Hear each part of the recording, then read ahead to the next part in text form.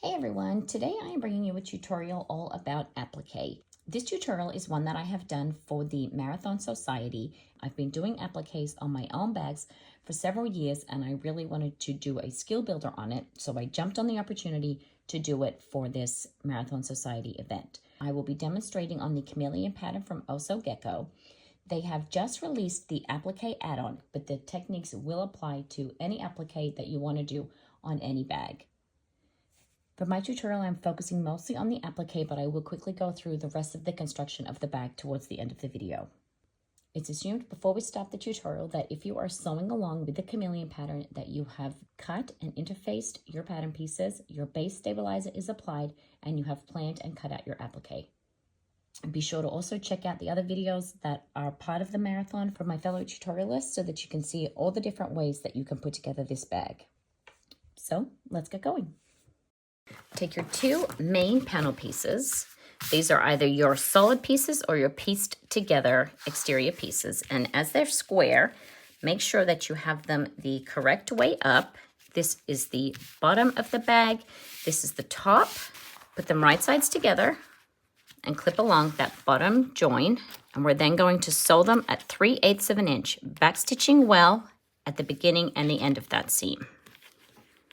With that bottom seam sewn, working from the back, fold open the seam allowance of both of those main panels and press that down either with your seam roller, or if you've used a material that can be ironed on, you can iron it. You can also use double-sided tape to help that seam allowance to lie flat against the main panel. If you have trouble sewing through double-sided tape, then using 1/8 of an inch double-sided tape and keeping it up against the edge will keep it out of your stitch line. We're then going to take this over to the sewing machine. We're going to be sewing 1/8 of an inch from the seam line on either side of this join here. Once you've sewn and top stitched that seam, take your bag base and you're going to fold in the long edge around the stabilizer. I'm going to use double-sided tape to stick that in place, but you can also use clips to keep it where you need it to be. If we weren't going to be doing the applique, then you would apply your stabilizer before this step. But because I am going to do the applique, I'm going to wait to apply my stabilizer after I have sewn those pieces on. Mark the center point on this base panel and then place it on top of the center seam, lining up the center marking with the seam that we just top stitched. We're then going to sew this base panel in place around all four sides. You can use clips or double-sided tape to keep that positioned. I'm going to start and stop my top stitching in one of these side seams here so that I can backstitch well, sew all the way around at 1/8 of an inch and making sure that I have my tension adjusted correctly as I'm going through a lot of extra layers here, so I will probably need to increase that to get an even stitch. With the main panel sewn together, we are ready to apply our applique.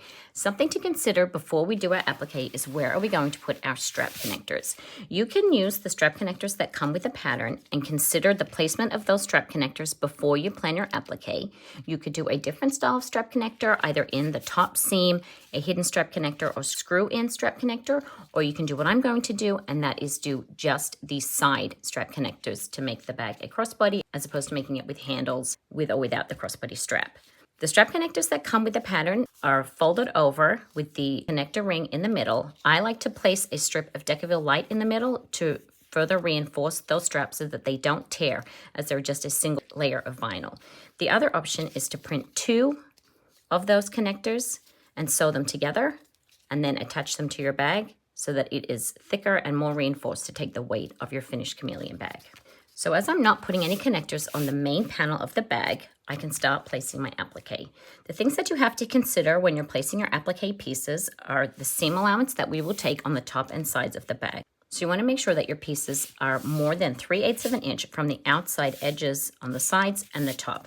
The bottom here is already accounted for because we've sewn our base panel in place. I used my Cricut to cut out all of my applique pieces, but you can cut them by hand. If you're cutting them by hand, I recommend drawing the shape on and then cutting around with a sharp pair of scissors so that you can get the shapes correct. Cutting with a rotary cutter, with the exception of these triangle shapes, is going to be more difficult. I planned out the way that I wanted to design my exterior applique panel before I did any of the cutting to make sure that I had everything the way that I wanted it to be, and then I cut it all out. You can cut these on your Cricut all at once by placing the different colors on different sections of your mat, then placing the applique pieces where your corresponding vinyl is on your mat. Before you cut out your applique pieces, I recommend, if you are able to press them so that they're nice and flat, so that they're less likely to curl like this when you are sewing it on. Before we start working, we need to prepare our applique pieces. You can edge coat all of your pieces if you like to reduce any of the fuzziness and the raw edges, or you can take a lighter and just singe those threads down so that you don't have any fuzziness, and it just tidies up all of those edges.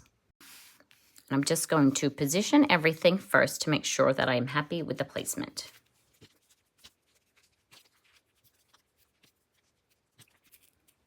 When you're happy with your placement, we're going to need to secure the pieces in place so that we can do our sewing. I like to take a quick photo of what I'm going to be working with so that I can move the pieces around as necessary. You can secure your pieces in place using double-sided tape, using basting spray, or even using a glue stick, just so that it doesn't shift around while you're sewing. And we're going to be sewing around all the edges of all of the pieces, starting from the back layer and working up to the top. So I'm going to take the front trees and the front mountains off.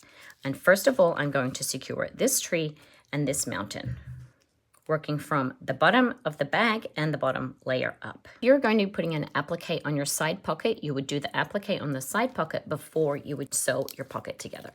You want to make sure that whatever you are using to secure your applique pieces in place is something that is both secure and that your machine can sew through. There are different types of backing on different types of vinyl. So you want to consider too your choice of applique material based on what the edge is like. Certain fuzzier materials are not going to be as good of a choice as one that has a smooth backing.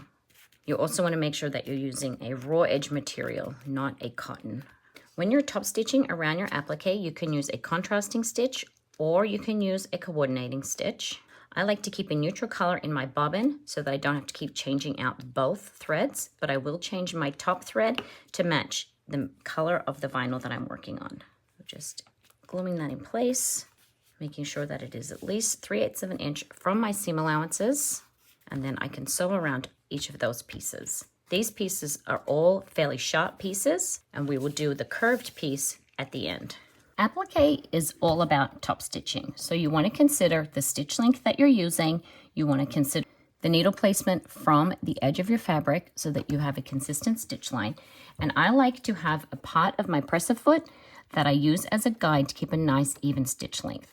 When you come to a point, you want to make sure that you stop with your needle in the correct position for pivoting and that you don't skip that corner stitch. So that is something that I always check before I continue on. So starting at the top corner there, I am going to be using a seam allowance of about 1/16 of an inch. I'm going to drop that needle down. You don't want to have a seam allowance that is so big that you don't get all the way up to the corner, or your corners are going to flop around. I'm using a stitch length of 3, which is shorter than I would use for regular top stitching, but because these are fairly small pieces, I want a smaller stitch length so that I can get precise placement of each stitch at these pivotal turning points. Take it nice and slowly, sewing up to that first turn. Check your placement, and then if you're happy with that, you can pivot. I like to raise the presser foot, turn the project, and come slowly up to the next point. Check again, and it's just not quite far enough up, so I'm going to use the hand crank to position that. That stitch is going to hit too far, so I'm going to raise my presser foot. I'm going to move it back to manually position the needle at the very point of that star.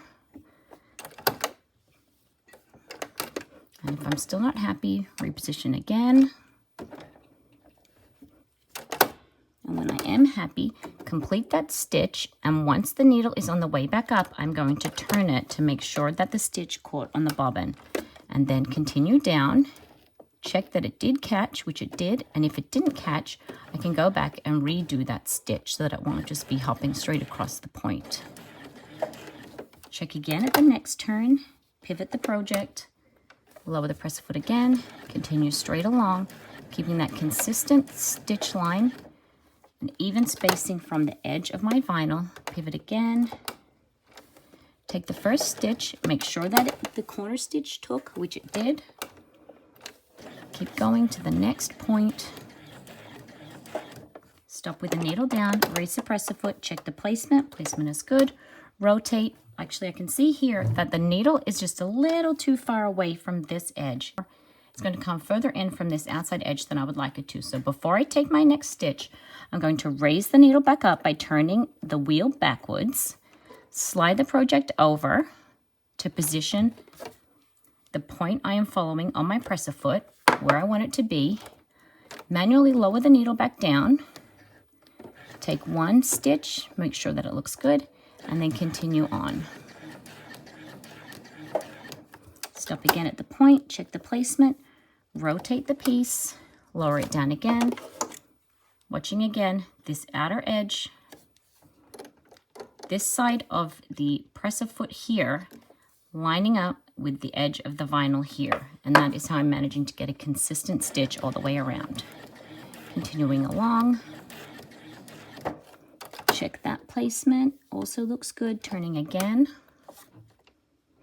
repositioning just ever so slightly.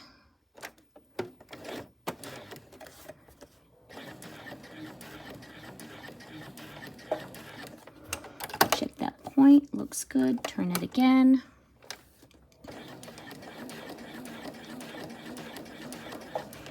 Now that one's going to have gone too far, so before I take another stitch, raise the needle, slide it back over, position it where I want it to be, continue on. Something else to consider when you're choosing your material is going with a material that is fairly forgiving if you miss a stitch, because this glittery material has so much going on in it where I've accidentally put a little hole where I've missed my seam allowance. It's not going to be super obvious on that material. Pull that off. Take your tails and you're going to pull them through to the back. And you can see the star on the back here. It's sewn quite well. It's very even. I'm going to pull my threads through so that I can tie my threads behind the piece, and that will be on the inside of the bag. I have no back stitching on the front. Pull it all the way through. Check that I haven't missed any stitches, and then I'm going to tie this off securely behind the piece. I'm going to trim those threads, and then if you like, you can put some duct tape on the back of that to help it stay secure in case any of those stitches ever come undone. But if you've got your tension right and you've tied a secure knot, then there's no reason why that should come undone. So now that we've got our feet wet with that first applique piece, we can move on to the pieces on the main panel. These are already glued in place, so I'm going to start with this mountain here and then sew the tree. I'm going to be switching to a blue thread for this one and then green for this one. These pieces are going to have layers on top of them, so I'm going to start in a position where I will have another applique piece on top just in case I have any problems with my starting and stopping. But because we're taking long tails and pulling through to the back, it shouldn't be an issue. I've changed my bobbin thread to a darkish gray so that it is fairly neutral if you can see part of the bobbin thread on the front of the piece. Something to consider if you were placing applique right along this edge where your base is that you may need to support your presser foot because of the unevenness of the layers. It's also a good idea to check your tension when you first start to make sure that you are happy with how your stitches look. I'm going to sew along the bottom edge first, using that same stitch length on all of my applique pieces. Coming up to the end, slowing down, checking the placement of that final stitch, turning with the needle down. Now this part in particular will be tricky because the back of my presser foot is going to be on this bulk. So you can take your hump jumper to support that presser foot so you don't skip that stitch. And I'm going to hand crank it to make sure that it takes. And when I'm happy with how I'm going,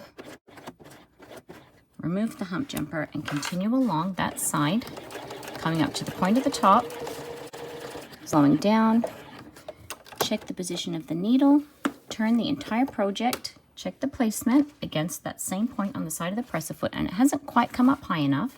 So I'm going to raise the needle, manually position that last stitch at the peak of that mountain, take the first stitch again, and sew down this side, coming up to that bulk of the base again, take it nice and slowly, pivot,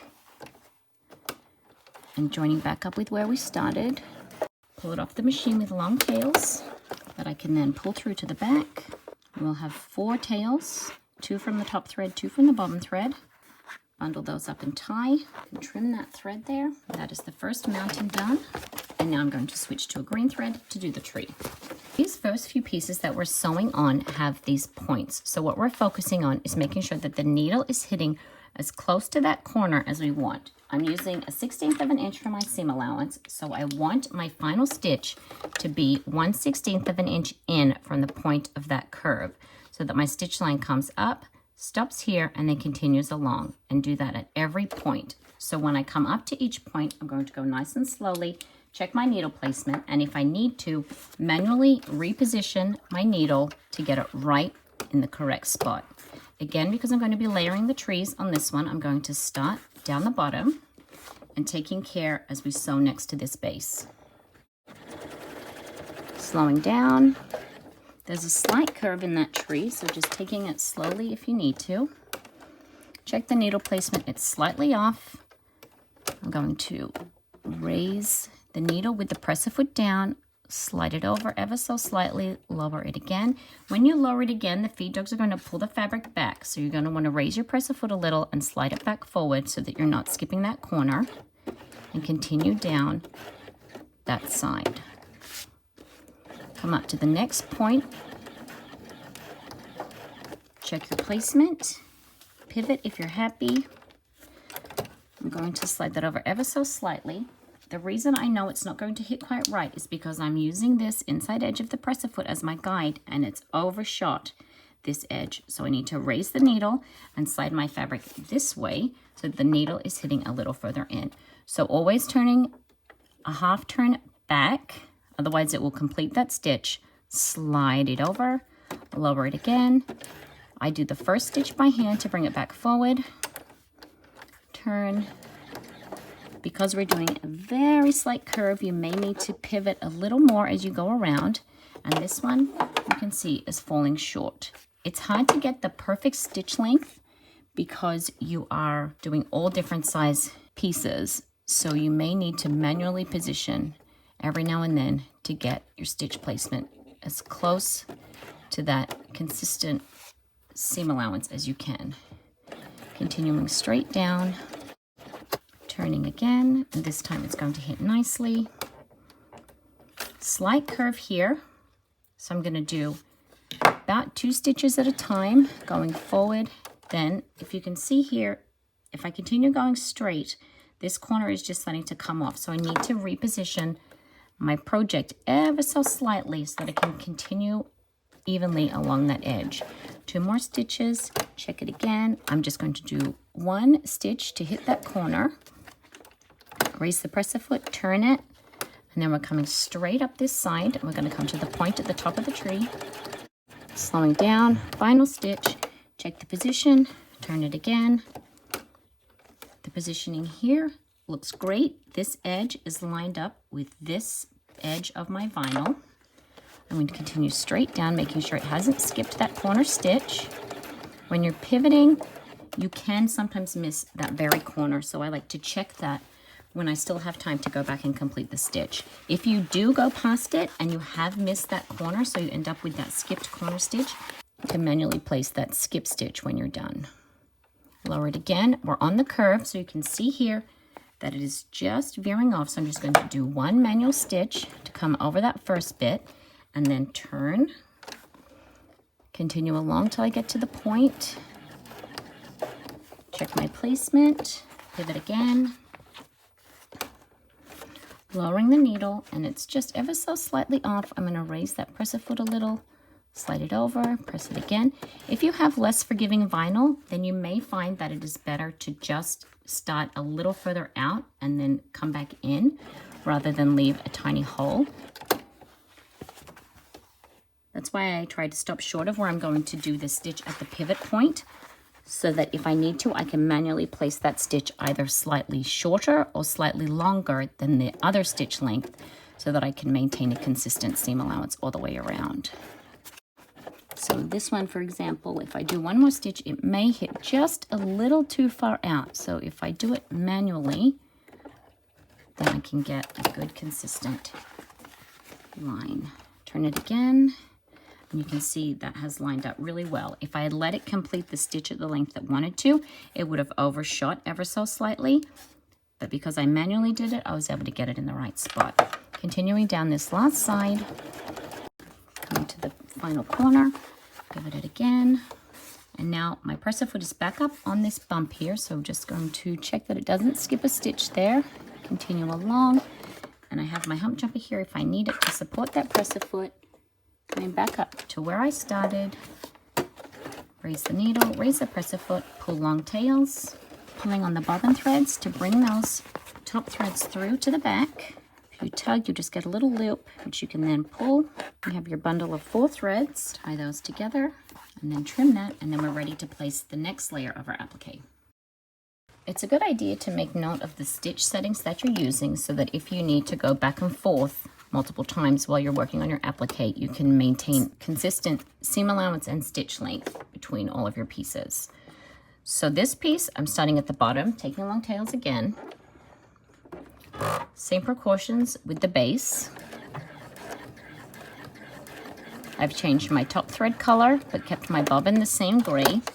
Come up to that corner, pivot, check the placement, move it over. Just doing a half stitch there to get it in the right spot.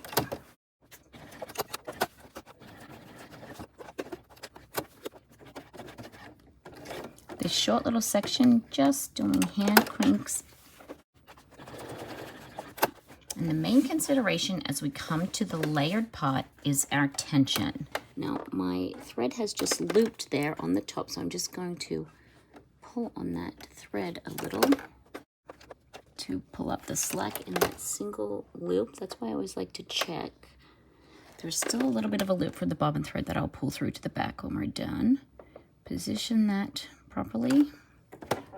Lower the needle again, continue on, and just hand crank over that first change in the layers.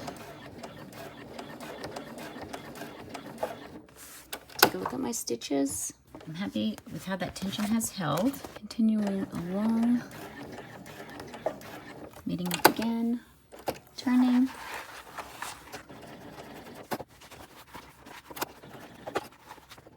One's gone a little too far, so raising the needle before I take the next stitch, sliding it over, dropping the needle back down, coming to that last corner, turn it again, meet back up with where we started, take long tails, pull those through to the back. If you have trouble pulling through your top thread, you can just take a needle and just put it through one of the holes that's already there.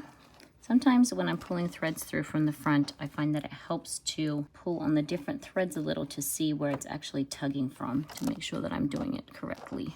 And check that when you pull them through, you still have all of your stitches on the front, that you haven't accidentally pulled it at the wrong spot, resulting in a missing stitch on the front. If that happens, then you're just going to use a hand sewing needle to make that last stitch. So your 2 top threads should be coming through the same hole here, and your bobbin threads are just outside of that. And that is how you'll know that you haven't skipped any stitches on the front, because your starting stitch is here and your finishing stitch is here. You tie those 4 threads together, and then on the other side here where we started, you can see that there's no skipped stitches. Tie those off. I'm going to just check this spot at the top here where that loose thread was, make sure that that's all pulled through to the back. No loops on the front. That looks good. If you have any areas where you can see a little bit of the bobbin thread showing, then you can just gently pull that to the back. You may get a little bit of a loop there, which you can work through evenly, or you can just put some tape over it. You won't see that from the back at all, but it will look more even from the front. And then I will place my other mountain. Sewing the second mountain.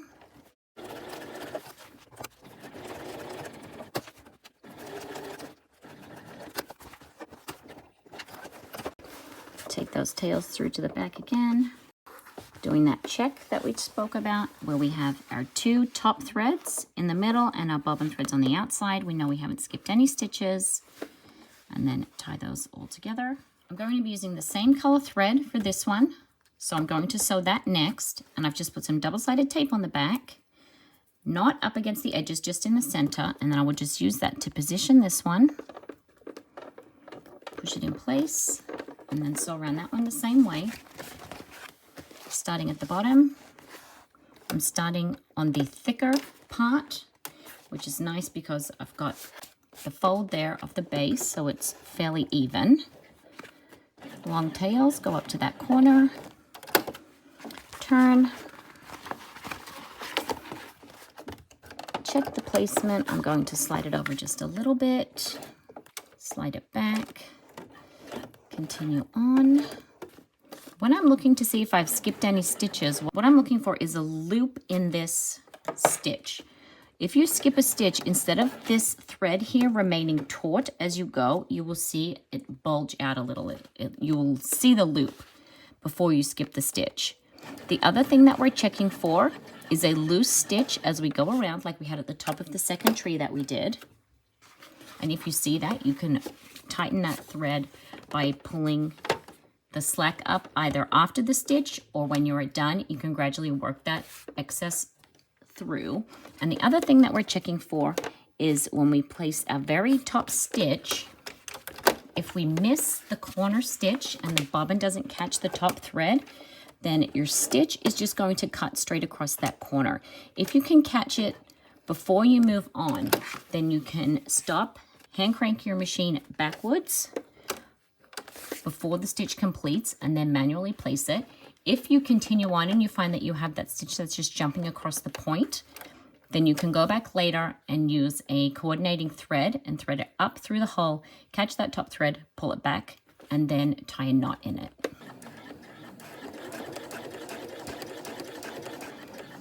I will show you on this bottom corner what I mean. So if I go to stitch this bottom corner, and I've got my needle hitting right there at the bottom corner, right here.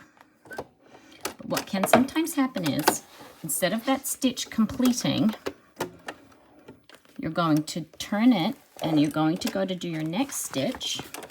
I'm forcing the error here. Like this. I'm not really sure how well you can see that, but that has cut right across the corner there. So what I can do is raise the needle before I continue on and put the needle back in the hole at the very, very corner down here. But if I put that stitch back, then it will correct that stitch. If you notice it before you continue sewing, you can drop your presser foot, raise that needle, and slide it back over so that the needle is going to hit in the correct spot. If you don't notice it, then you will have to manually correct that stitch. And I have a tutorial on how to do that I will pop a link in for you. But if you catch it in time, you can get the stitch in the correct spot and then continue on. Meeting back up with where you started, take your long tails, pull them through and tie them off again. I finished up those bottom pieces, so what I'm now going to do is just put a bit of duct tape along where the threads are and any areas where I've had to pull through some slack to keep that nice and secure. When we apply the stabilizer over the top of this, if you're using a fusible stabilizer, then that will help also to secure those threads down. With the trees and the mountains sewn on, we're going to work out the placement for the last 2 pieces. The positioning of the snowdrips at the top is quite important, so I'm going to just loosely place that down approximately where I want it to be so that I can get my moon in the right spot too. I put some double-sided tape on the back of the moon, and then I'm going to go and sew this one down. This one is a good way to practice both sewing your curves as well as getting your points right. I'm going to place that here so that it's far enough below the snow, and then I'm going to sew this one on, and then we'll do the last piece. I'm going to start on the outside on the larger curve, keeping the same settings and long tails. I'm going to sew around this curve here. When I sew a curve, I like to do about 2 stitches at a time, and then I will pause and pivot the project underneath the presser foot. You can see here The same way as I showed you on part of the tree, the presser foot is just coming off here. Now I'm lining up the edge here on the inside with the edge of my project. So I need to raise the presser foot slightly with the needle down and pivot that so that it is lined up again. You can see here it's lined up. And then I will take a couple of stitches until I notice that the presser foot is starting to veer off again. And then I will do the same thing and pivot. It usually ends up being 2 or 3 stitches depending on how gradual the curve is. If you keep going around like that in that gradual way, you will get a nice even curve in your stitching on your rounded applique piece.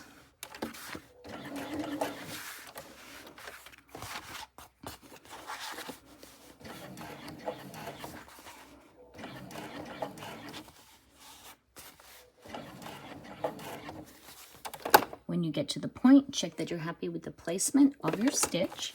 If you have a particularly pointy part like this, you can choose to do 1 stitch out to the point and then stitch back along the same area so that it doesn't flop around at the end.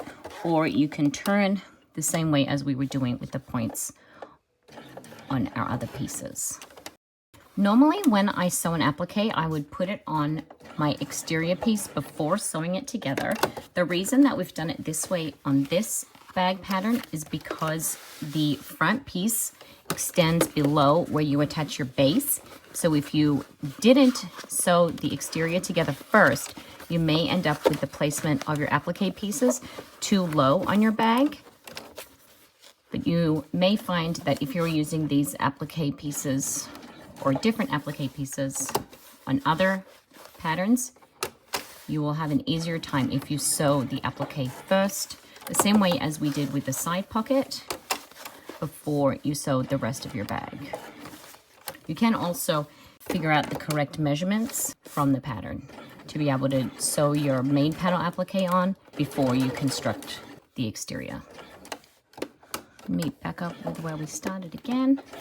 Take your long tails, pull them through and tie them off. I'm now going to take my last piece that I'll be sewing here. I'm going to place the tape on the back. I'm just going to put 1 strip here, and then in some of the longer points, I will put a little piece of double-sided tape. What I'm then going to do is take my ruler, and I'm going to check the placement from the top and the sides. So you want it to be 3/8 of an inch down and 3/8 of an inch in from the side, so that it will be clear of your seam allowance. And that placement is pretty spot on. And now we can sew on that last piece. Starting on one of the straight sides, using the same settings, this time I have changed my bobbin thread to white because I'm sewing on white. And if you see any of the bobbin thread from the top, it will be less obvious if it's white on white. The gray blends in quite well with both of these colors, but for the white itself, I did feel like it was worth that swap. Taking long tails, sewing straight up this side, meeting at that corner, which we are experts at this point. Readjust if necessary, and sewing straight down here. Pivot again. Sew down the other side. We're going to come up to this point. This time I'm going to sew almost all the way to the end. Pivot, and then my first stitch back is going to be almost on top of that last stitch on the way down. And we're doing a curve, so watching your presser foot, you're watching where the needle is hitting and where this part of the presser foot is. And when you see it veer away, this time, because we're doing the concave curve, it's veering into the main part of the applique. We're going to pivot this way to slide it back into position, 2 stitches, turn it again, 2 stitches. It's a very tight curve, so I'm just going to do 1 stitch here, turn it back around, next stitch down, come around, and we've got mostly straight side, come around again, pivot, watching the peak of that drip. I'm going to roll this up. I'm going to do one stitch across the bottom there and pivot again almost immediately. Coming around the top again.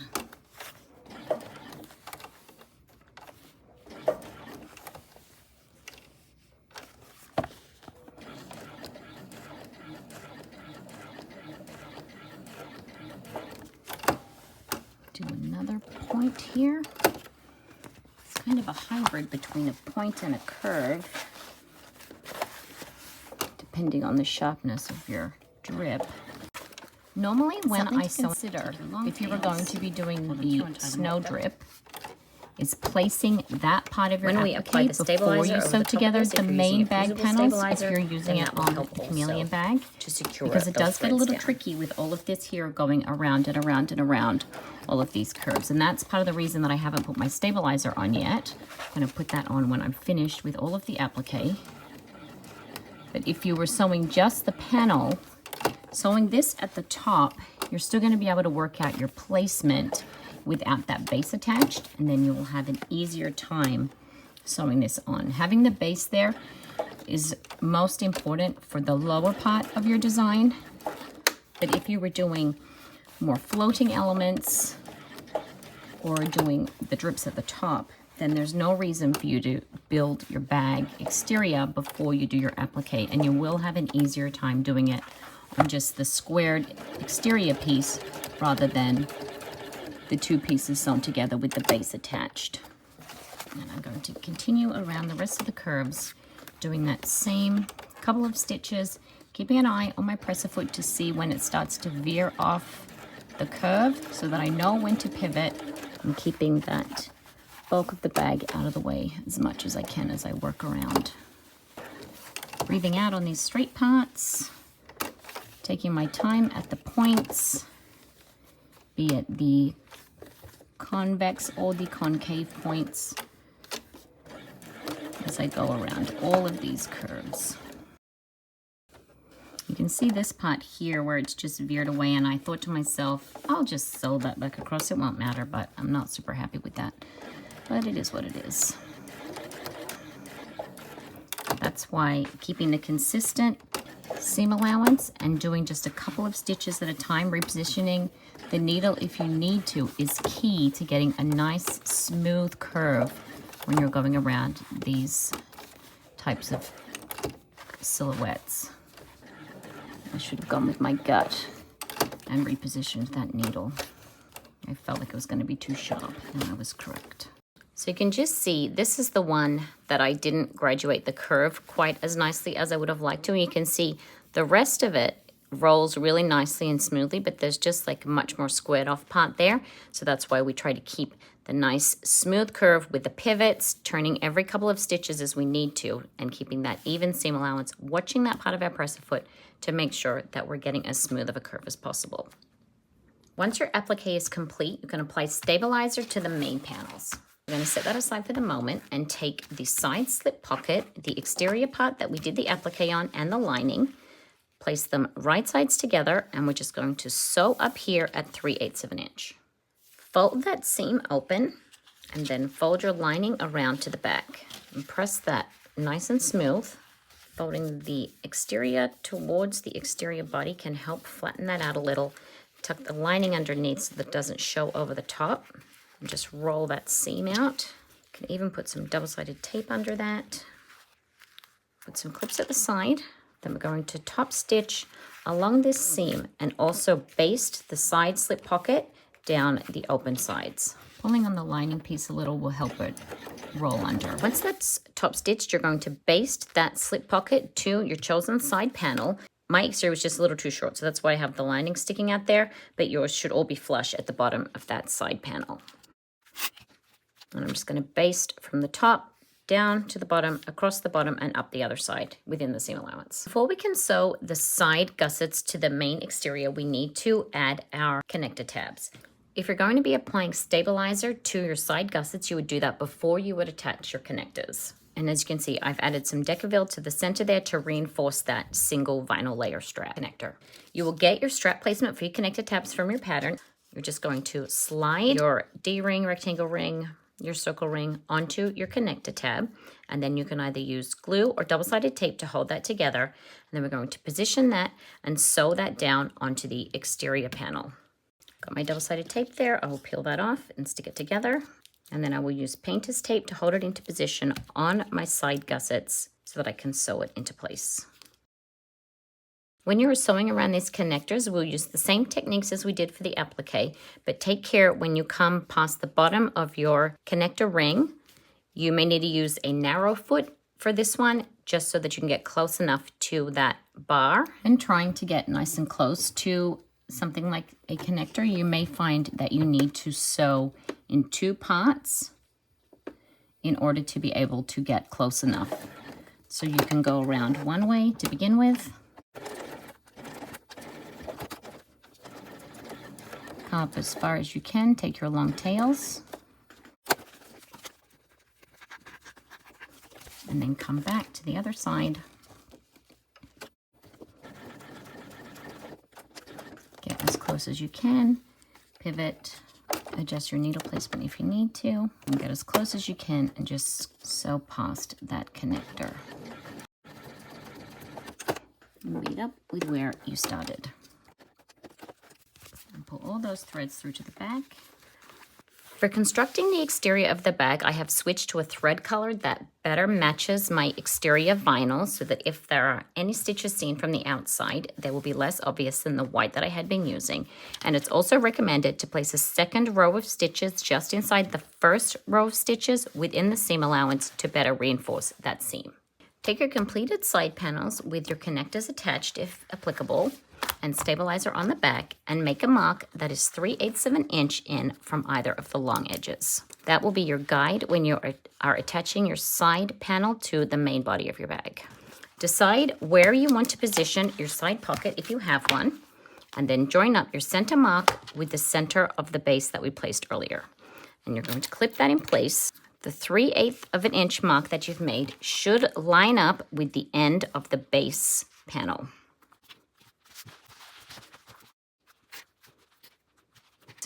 And then sew between the marks using a 3/8 of an inch seam allowance. Fold up the corner of your side gusset piece where we drew the line, and you're going to place a small snip on the main panel right next to the base fold, just shy of that stitch line.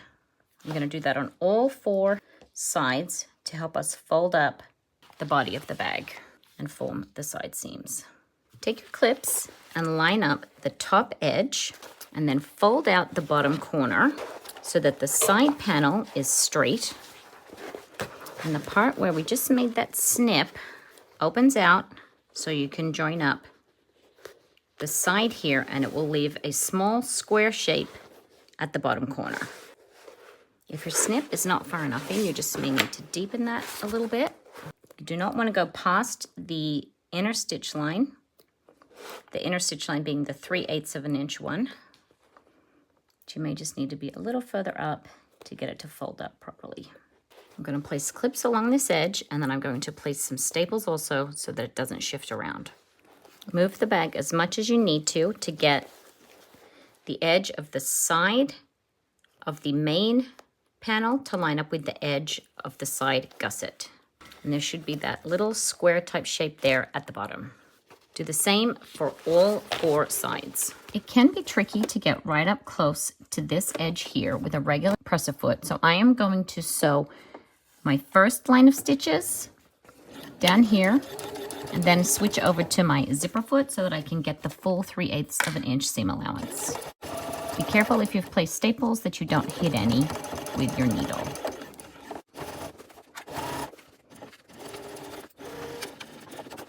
Switch over to a narrow foot and sew down there again, getting nice and close to the base, back stitching well,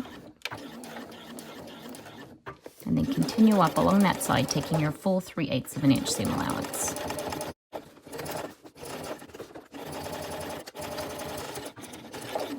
And repeat that for all 4 seams. Don't be afraid to push the bag down as much as you need to get as close to that corner as you can. And if you don't have a narrow foot, you may find that a hump jumper will help you get closer to that base. Once you've finished sewing all of those sides, you can turn your bag out the right way and check that you are happy with how it looks. One thing to check for at the bottom corner is that your side seam and your bottom seam line up so that you won't have a gap at the bottom corner. And you can also trim back some of this bulk, making sure you're not cutting through any of the stitches and that is nicely closed up. Otherwise, you will end up with a gap at the bottom corner of your bag. That will help you to be able to poke out that corner much more nicely. Thing that I do to help achieve a nice neat corner with this style of gusset is to tuck the base into the side and the side seam towards the body of the bag, and that will help it to sit more nicely at that corner. And when you're happy with that, we can work on our lining. For building the recessed zipper panel, I'm going to be doing it a little bit differently to the pattern instructions. The first thing that we're going to do is fold over the ends of our zipper, but because we're going to be fully separating the zipper, we need to make note of where we will be starting when we place our zipper pull on the tape. So take a look at the end of your zipper tape and just put a little snip on the side that has the tooth sticking further out so that when we separate our zipper tape, we know that once we join it back together, we will have our zipper teeth nicely lined up. Fold your zipper tape over, and then you can baste that with a couple of hand stitches, or you can do what I'm going to do, and that's just use my lighter to melt the side of the zipper tape to keep it in place. Do the same thing on the other side, making sure that your curves are at the same point. What we're then going to do is fold over the raw ends of this zipper panel. I don't like having the raw edges at the side. If you want to leave that raw per the pattern to reduce your bulk, that's totally fine. I'm just going to draw a line 1/2 inch in from the end, and I'm going to fold that up using the double-sided tape, placing the double-sided tape at the end, and then I'm going to fold it up to meet that line, press it in place, then place the 2 zipper panels right sides together, and we're just going to sew straight along the short edge that we have not folded at 1/4 inch. Grab your ruler and you're just going to slice that zipper panel straight down the middle, creating 2 separate zipper panels. Then open out your zipper tape and open out the panels. And what we're going to be doing is sandwiching our zipper tape between the layers so that the raw edge of the zipper tape lines up with the outside edge, and you want to make sure that your tape is mirrored. So you'll have one with the teeth pointing this way and one with the teeth pointing that way, both on the outside edge. And then we will close this over and sew straight down this edge. I'm going to use double-sided tape just to hold that in place, and then sew it at about 1/4 inch. Tuck your zipper teeth right up to the fold there. Fold that over, and when we sew, we are just going to be sewing from this stitch line. We're not going to go past it because we will snip that to reduce the bulk. Add some reinforcing stitches at the open side of your zipper when you're sewing this side seam so that you can turn it out, as we didn't backstitch when we sewed the 2 still joined together. Take your scissors, and when you trim your threads, you're also just going to trim the little corner next to where the zipper teeth are coming out within that seam allowance on both sides. You can trim away some of the zipper teeth inside that seam allowance too to reduce the bulk when you turn out that corner. And then we're going to turn it out, poke out the corner, and then top stitch. Finger press or seam roll this crease here and on the back, and then top stitch around the entire zipper panel using a longer stitch length, closing up the open side here and the open end, and repeat that for both zipper panels. Take your 2 recessed zipper panels, your 2 lower lining pieces, and your 2 lining overlay pieces, and you're going to mark the centers on all 6 of those. The center of your zipper panel is the center of the zipper panel itself, not including the zipper tail at the end. Working from the lower panel, line up your two center marks so they are facing each other, and then take your two zipper panels. And you want your zipper panel to be teeth side up, and line up the center of the panel with the center of that lining piece. Your tails should be going the same direction, the teeth pointing towards the inside of the bag, and then you will baste that in place, clip or use double-sided tape to keep that panel in place, and then sew along the upper edge at 1/8 of an inch.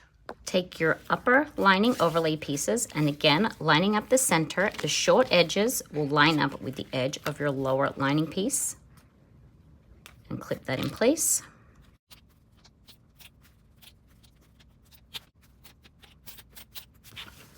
Take also your side gussets and the side gusset overlay and line those up right sides together, joining up the short edge of the larger piece with the long edge of the shorter piece, and clip that in place, and sew through all of those layers at 3/8 of an inch. Take it nice and slowly when you come up to the bulk of that zipper panel, and if you have a hump jumper, you can use that to help your presser foot get over the bulk so you don't miss any stitches. You can also reinforce that area with a couple of back stitches, as that's a high tension area.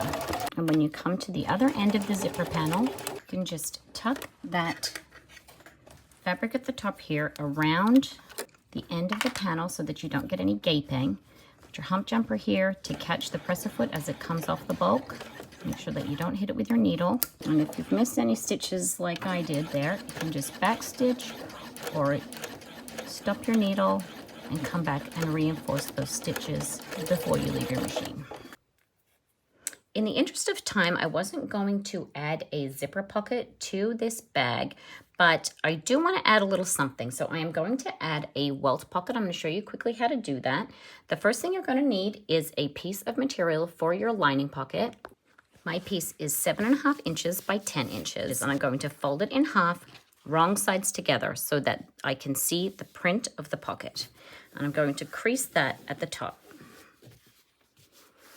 Place that so that it is centered 1 inch below this seam. You're then going to fold it open, and we're going to draw a line that is 1/2 inch below that crease. 1.5 inches down from the top. And another line, another 1/2 inch below that. You're then going to measure in 3/4 of an inch from either end and draw a line. And then use double-sided tape or painter's tape to secure that pocket lining piece to your exterior. And then sew a box directly on that line using a shorter stitch length, making sure to hit as close to the corners of that box as you can. Trim your threads, remove that tape, and the same way as we do for a zipper pocket facing, we're going to draw a line down the center, the two triangles at the end, and we're going to cut that pocket open. When you're making your snips into the corner, you want to get as close to the corner as you can without cutting through any of your stitches.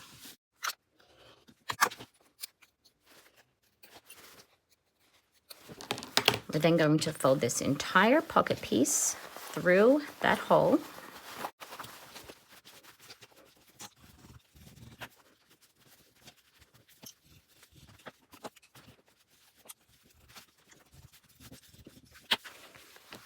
And when you are happy with that opening, top stitch around the entire pocket opening. Working from the back, fold the top end over and crease it in place, and we're going to sew down the short sides of the pocket. I'm going to leave the bottom of my pocket open so that I can use that when I am turning the bag out, but you can close all 3 sides and burr through the lining if you prefer. Sewing from the top to the bottom, back stitching at the beginning and the end, or sewing all the way around. The same way as you would if you were adding a zipper pocket, you just fold up the side of your lining and sew straight down here. That's sewn there, and now we can get back to finishing our lining. When we top stitch this zipper panel, you can choose to fold the zipper panel down towards the bottom of the bag, press that fold and top stitch along the upper edge, Or if you prefer, you can have your zipper panel point towards the top of your bag and top stitch below that panel. For your side pieces, you can go either way with your seam, top stitching on the lower part of the lining or the upper part of the lining, considering that if you go on the upper part and you have used vinyl, then you are going to end up with quite a lot of bulk at this corner. So you may want to alternate, or alternatively, you can butterfly open your seam like this and top stitch on either side of that to reduce the bulk at the side and where it joins up with this main panel. You're going to top stitch at 1/8 of an inch using a longer stitch length. Take your 2 lining pieces and lay them right sides together and make a mark that is 2 inches in from either of the outside edges. You're then going to sew from the outside edge to this mark and the outside edge to this mark, back stitching at both points so that we have a nice opening for turning the bag through. Once you've sewn those 2 sections at the side, fold open your joined lining pieces and make a crease at the bottom. That will help us close up this bottom seam at the end of construction. I'm going to just use my seam roller to crease those down, but you can also iron that. Flip it over so it's facing right sides up and grab your gusset piece. Mark your centers and also make a mark that is 3/8 of an inch from either edge. Line up the center mark with the center bottom seam and clip that in place. We're then going to sew along that bottom seam between the 2 marks that we made on either gusset piece.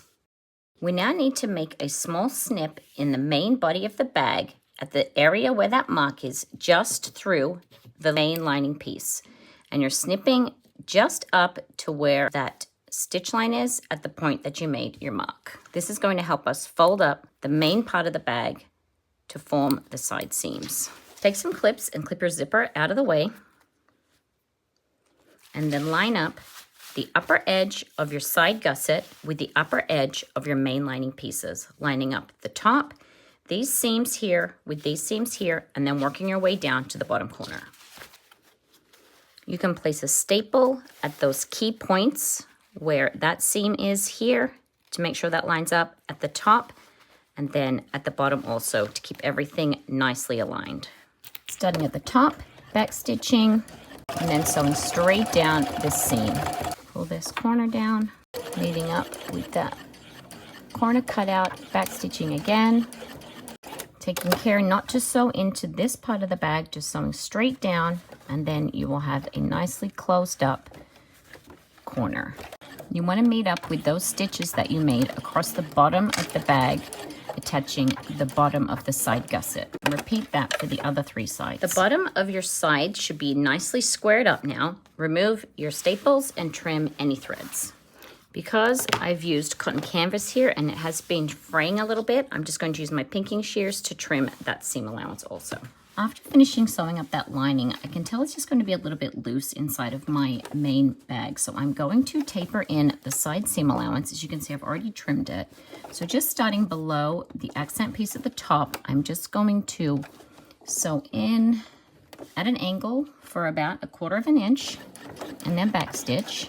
And then I'm going to sew about 1/8 of an inch inside that side seam. The top will remain the same size where the vinyl trim is so that I will be able to easily attach it to my exterior. Just coming straight down the side, fold that base flat so I can get all the way up to the corner, and this will just help that lining to nest nicely inside of my exterior. So the other side the same way, and flattening out the base and just sewing between the 2 new stitch lines across the bottom to bring the base in a little also. You can do this when you're first of all constructing your bag. This is my first time making this pattern, so I wasn't sure how the fit would be. And then I'm going to do the same thing for the other side of the lining. Retrieve your completed lining and your completed exterior, and you're going to place the lining on the outside of your exterior. You may like to do your joining and birthing process by having the exterior inside out because the lining is a little smaller, but I find birthing is easier if I start with the exterior of the bag the correct side out. And then I'm only putting the bulky part just through the birthing hole or the turning hole rather than having to also turn it inside out. Make sure that I have the front and the back correct. check which way your zipper is going to go. Pop your lining inside. We're going to be matching up our corners at the side of the gusset. You can choose at this point to either butterfly this seam open, or you can fold them to opposite sides and nest them together to reduce your bulk. I'm going to butterfly them open, and then I'm going to place clips all around the top edge, keeping that in place. It can also be helpful to mark the center on your exterior and your lining on the long side so that you have an additional landmark to line up. Make sure that your zipper panel is out of the way. Once you've clipped your exterior and your lining together, you can go to specific landmarks and place some staples to further reduce the likelihood of any shifting. And then we're going to sew around the entire upper edge at 3/8 of an inch. The top of this bag is flat, so you're going to be sewing around the opening, and it should be a straight line. You may need to maneuver the bag a little to keep it straight, but as it feeds under your presser foot, it should be a straight line around the entire top. When I've done my first line of stitches all the way around, I like to do a second line of stitches just to make sure that I've got a nice straight seam line all the way around the top of the bag. After you've sewn the lining to the exterior, turn out your bag through the hole in the lining. When your bag is turned out the right way, check that you are happy with how it looks, and you can then close up your lining. If you only have the hole in the lining, then pull it taut. The creases that we made earlier will help it to fold where it needs to be. Place some clips along the bottom seam, and then sew that opening in the lining closed. If you have a hole in the bottom of an interior pocket, be that a welt slip pocket or a zipper pocket, then you can pull the lining through that opening, clip that opening closed, and then you will sew along that bottom seam, continuing on from where we left off earlier and finishing up just beyond the other side, closing up the entire bottom of the bag.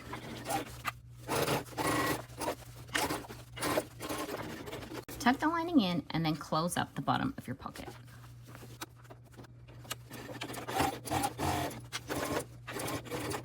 Tuck the lining in and out of the way, and then gently roll the seam out and place clips so that we are ready to top stitch all around the opening of our bag. Because we're just going to be sewing through the vinyl, there is not stabilizer within that seam allowance. You shouldn't have too much trouble, with the exception of these areas here where you have the folds. So you can use a hump jumper at those points, or you can compress them with your key fob pliers or a mallet so that it will be a little easier to get under your sewing machine. So pressing down the bulky area there, I just take a scrap of material, place it over the bulky joint, take my key fob pliers and squeeze.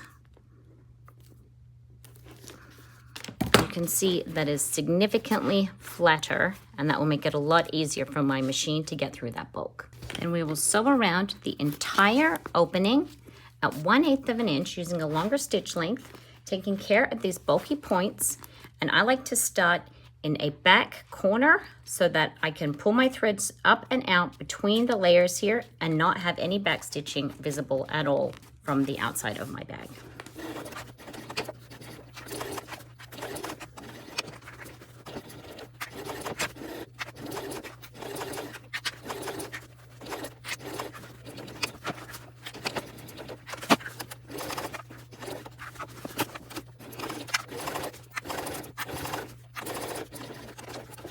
Your tails through, tie them off, and then tuck them back between the layers of the exterior and the lining. Take your zipper pull, go to the end of your zipper tape, and starting at the side that we marked earlier, so we know we are getting even placement of our zipper teeth. Slide the pull all the way on. Then you can place your zipper end, whether that is a vinyl zipper end, or if you're going to do a zipper end cap. And then the last thing for us to do is to make our strap. I am going to be making a webbing strap today. So I'm going to take a length of webbing that is about 54 inches long. Use my lighter to seal the ends. grab my strap hardware, slide the strap over the center bar, and if it matters to you where the seam is, you want that to point towards the raw end of your strap. I like to pull it through a little more and fold that edge under. And then I'm going to clip that, and I'm going to sew along the end of that webbing strap to secure the end in place. I like to start in the middle and hold my tails to reduce any nesting. Increase the tension and sew up to the edge, then back stitch,